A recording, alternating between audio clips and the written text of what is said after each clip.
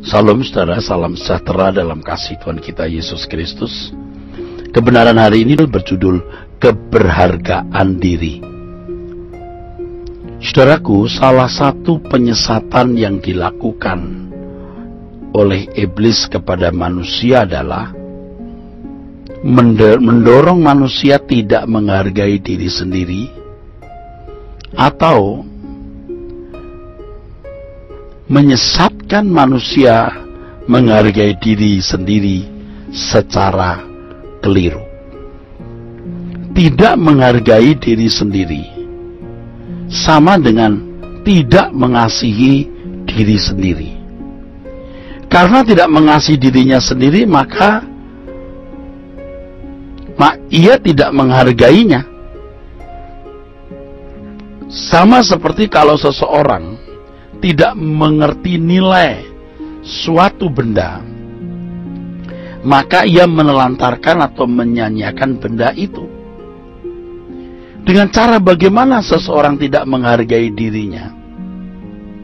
Ketika seseorang membiarkan dirinya dikuasai oleh roh yang bertentangan dengan roh Allah. Ini juga berarti ia menggiring dirinya ke dalam api kekal.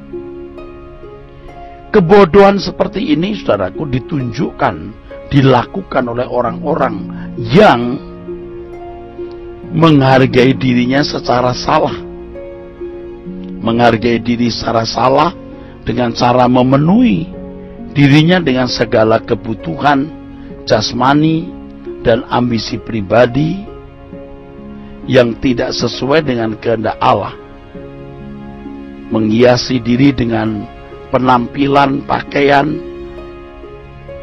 ya, dengan perhiasan, barang branded, tetapi tidak menyenangkan Tuhan. Ketika seseorang memuaskan dirinya sendiri, berarti dia mengasihi dirinya sendiri secara salah. Dia menghargai dirinya sendiri secara keliru. Tetapi ketika seseorang berusaha memuaskan hati Tuhan, maka berarti ia menghargai dirinya dengan benar. Mengapa demikian? Sebab manusia memang tercipta hanya untuk Tuhan, saudara. Banyak orang tidak menyadari bahwa dirinya sebenarnya sangat berharga. Nilai diri kita ini tidak dapat diukur dengan uang atau sesuatu yang lain. Keberhargaan diri kita ini dibuktikan dengan kerelaan Allah, anak Allah menjadi manusia untuk menyelamatkannya. Dirinya sendiri menjadi tebusan bagi keselamatan manusia. Bagaimana merebut manusia dari tangan kuasa kegelapan supaya menjadi milik Allah kembali. Nah, kalau Tuhan begitu menghargai manusia, kenapa kita tidak menghargai diri kita sendiri, saudara-saudaraku sekalian? Oleh sebab itu ada beberapa hal yang harus kita pikirkan, saudaraku. Pertama, kita harus sungguh-sungguh menyadari dan menghayati bahwa manusia itu ciptaan Allah yang segambar dan serupa dengan Dia. Manusia diciptakan dengan keadaan yang sangat mulia, citra dari segala ciptaan Allah. Hal ini nyata, saudaraku sekalian, dari keberadaan manusia. Manusia memiliki elemen-elemen yang tidak dimiliki oleh makhluk lain secara lengkap dan sempurna. Jadi manusia itu diciptakan Tuhan dalam keadaan yang sangat sempurna. Yang berikutnya, kita harus menyadari dan menghayati bahwa manusia memiliki unsur kekekalan.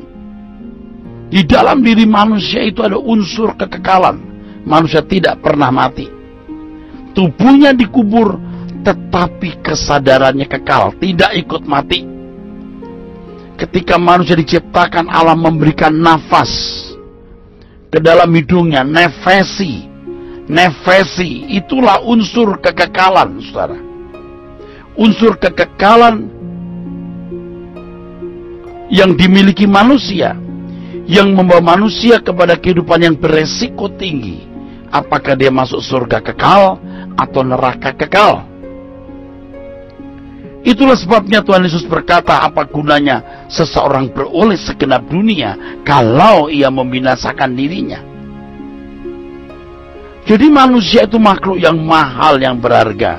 Mengapa? Sebab manusia adalah makhluk kekal. Yang ketiga, kita harus menyadari dan menghayati bahwa Allah mempunyai rencana kekal atas masing-masing individu. Pada kenyataannya banyak orang tidak tahu bahwa setiap kita ini menanggung, memuat rencana Allah yang luar biasa. Pola rencana kekal Allah itu sudah nampak dalam kisah Kejadian. Manusia diciptakan untuk bersekutu, melayani, dan mengabdi kepada Tuhan. Manusia hendak dijadikan kawan sekerja Allah yang kekal. Sangat besar kemungkinan bahwa manusialah yang dirancang untuk mengalahkan iblis. Kalau Tuhan berkata taklukkan bumi, itu berarti manusia harus menyingkirkan semua yang mengganggu pengelolaan alam semesta ini. Di dalamnya termasuk, saudaraku sekalian, jumlah malaikat yang jatuh, yang dibuang ke bumi, yang harus dibinasakan suatu saat bersama Lucifer. Tetapi itu tidak bisa terjadi sebelum manusia menjadi corpus delicti, artinya memiliki ketaatan, kehormatan kepada Allah seperti yang dikehendaki oleh Allah atas makhluk ciptaannya. Dengan demikian maka Lucifer akan ketahuan kesalahannya. Karena dosa, manusia tidak lagi hidup bersekutu, melayani dan mengabdi kepada Tuhan. Tapi manusia hidup dalam persekutuan dengan dunia dan iblis. Manusia memberontak kepada Allah sehingga manusia melayani dirinya sendiri dan mengabdi kepada dosa.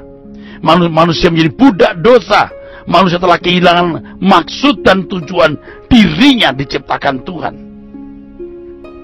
Apakah jika sedemikian berarti manusia tidak berharga lagi di hadapan Tuhan? Oh, ternyata tidak. Manusia tetap berharga. Bukan tidak berharga, tetap berharga. Yang karenanya Tuhan Yesus diutus oleh Bapa di surga untuk menyelamatkan manusia. Nah, Tuhan begitu menghargai diri kita. Kita harus menghargai diri kita sendiri. Dan sikap menghargai diri kita sendiri ini diwujudkan dengan kesediaan kita mewujudkan rencana Allah, menjadi manusia seperti yang dikehendaki oleh Allah, menjadi corpus delicti, sempurna seperti Bapa, serupa dengan Tuhan Yesus, sehingga kita semua menjadi makhluk-makhluk yang agung seperti yang dikehendaki oleh Allah.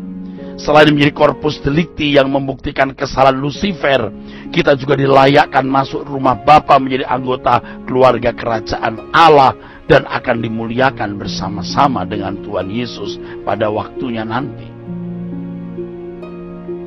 Dengan penjelasan ini seharusnya kita memahami bahwa kalau kita hendak menjadi benar-benar berharga, kita harus bergumul untuk meningkatkan kehidupan rohani kita menuju kesempurnaan seperti Bapa atau serupa dengan Tuhan Yesus.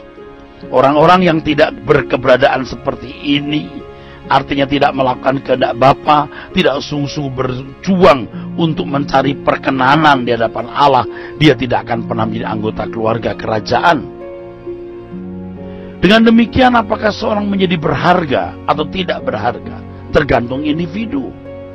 Tergantung masing-masing kita. Orang yang menghargai dirinya sendiri, orang yang akan berjuang membuat dirinya menjadi serupa dengan Tuhan Yesus Kristus. Kiranya kebenaran ini, saudaraku sekalian, memberkati kita semua. Sola Gracia.